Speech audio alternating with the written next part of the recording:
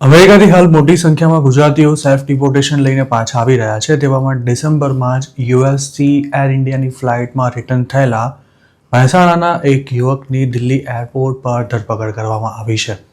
આ યુવકનું નામ જીગર પટેલ હોવાનું ફરિયાદમાં જણાવાયું છે, જે મહેસાણાની ગાયત્રી સોસાયટીનો રહેવાસી છે. જીગર એર ઇન્ડિયાની શિકાગોથી દિલ્હી આવેલી AI-126 ફ્લાઇટમાં ડિસેમ્બર 19ના રોજ બપોરે 12:30 વાગે લેન્ડ થયો હતો. એરપોર્ટ પર ઇમિગ્રેશન ક્લિયરન્સ દરમિયાન જીગર પટેલે જે પાસપોર્ટ રજૂ કર્યો હતો તે છેડછાડ કરાયેલો હોવાનું માલુમ પડતા તેની અટકાયત કરવામાં આવી હતી. પૂછપરછ દરમિયાન જીગરે કઈ રીતે આ પાસપોર્ટની ગોઠવણ કરવામાં આવી હતી તે અંગે પણ પોલીસ સમક્ષ ચોંકાવનારા ખુલાસા કર્યા હતા. જીગર પટેલ જે પાસપોર્ટ પર ઇન્ડિયા આવ્યો હતો તેમાં નામ, ફોટોગ્રાફ અને એડ્રેસ તો તેના જ હતા, પણ ખરેખર આ પાસપોર્ટ ઉત્તર પ્રદેશના કુશીનગરના રહેવાસી ખુરશીદ અંસારીના નામે ઇસ્યુ થયો હતો અને જે તે સમયે તેની ખોવાયાની ફરિયાદ પણ નોંધાવાઈ હતી. જીગરના પાસપોર્ટમાં તે ન્યુયોર્કથી ઇસ્યુ થયો હોવાનું જણાવાયું હતું, પરંતુ પાસપોર્ટ ખરેખર તો ઇન્ડિયાથી જ ઇસ્યુ થયેલો હતો. આરોપીની ટ્રાવેલ હિસ્ટ્રી ચેક કરતાં જાણવા મળ્યું હતું કે તે એપ્રિલ 2013માં પોતાના અસલી પાસપોર્ટ પર અમેરિકા ગયો હતો અને તેનો આ પાસપોર્ટ જૂન 2022માં એક્સપાયર થઈ ગયો હતો. ઇન્ડિયા પાછા આવવા માટે તેણે જે પાસપોર્ટનો યુઝ કર્યો હતો તેના સિક્યોરિટી સ્ટેન્ડર્ડ્સ મેચ નહોતા થઈ રહ્યા. એફઆઈઆરમાં જણાવાયા અનુસાર પાસપોર્ટમાં લેસર પરફોરેશન મેન્યુઅલી કરવામાં આવ્યું હતું અને બાયો પેજ પર રહેલી ઘોસ્ટ ઇમેજ પણ ડિફેક્ટિવ હતી. આ ઉપરાંત યુવી ફાઇબર પણ મિસિંગ હતા અને રાષ્ટ્રીય ચિહ્નનો વોટરમાર્ક પણ નહોતો દેખાઈ રહ્યો. જીગરે પોલીસને જણાવ્યું હતું કે આ પાસપોર્ટ તેણે અમદાવાદના રોકી નામના એક એજન્ટ મારફતે મેળવ્યો હતો.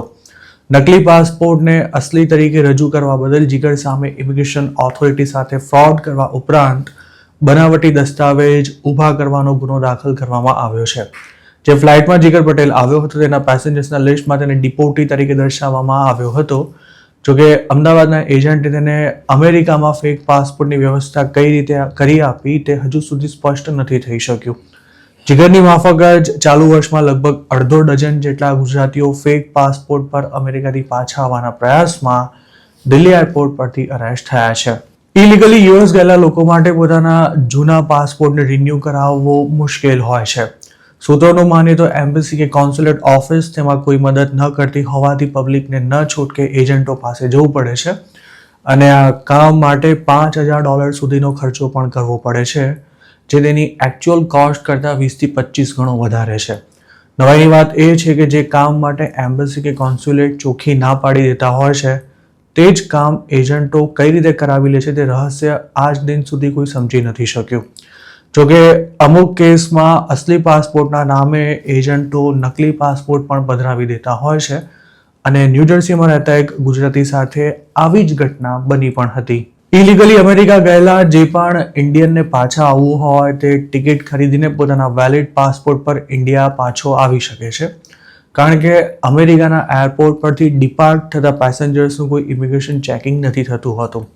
જોકે તેના માટે વેલિડ પાસપોર્ટ હોવો જરૂરી છે અને ત્યાં એરલાઇન્સ બોર્ડિંગ નથી કરવા દેતી. જે લોકોનો પાસપોર્ટ એક્સપાયર થઈ ગયો હોય, ખોવાઈ ગયો હોય કે પછી યુએસ ઓથોરિટી દ્વારા જમા કરી લેવામાં આવ્યો હોય તેઓ પાસપોર્ટ ખોવાઈ ગયો છે તેઓ પોલીસ રિપોર્ટ લખાવીને ઇમરજન્સી સર્ટિફિકેટ કઢાવીને પણ ઇન્ડિયા પાછા આવતા હોય છે. 2025માં ઢગલાબંધ ગુજરાતીઓ આ જ રીતે અમેરિકાથી પાછા પણ આવ્યા છે. જોકે ઇન્ડિયાથી બહાર નીકળતી વખતે જેમણે ફેક પાસપોર્ટનો ઉપયોગ કર્યો હતો તેવા અમુક લોકોને હાલના દિવસોમાં અરેસ્ટ કરવામાં આવી રહ્યા છે.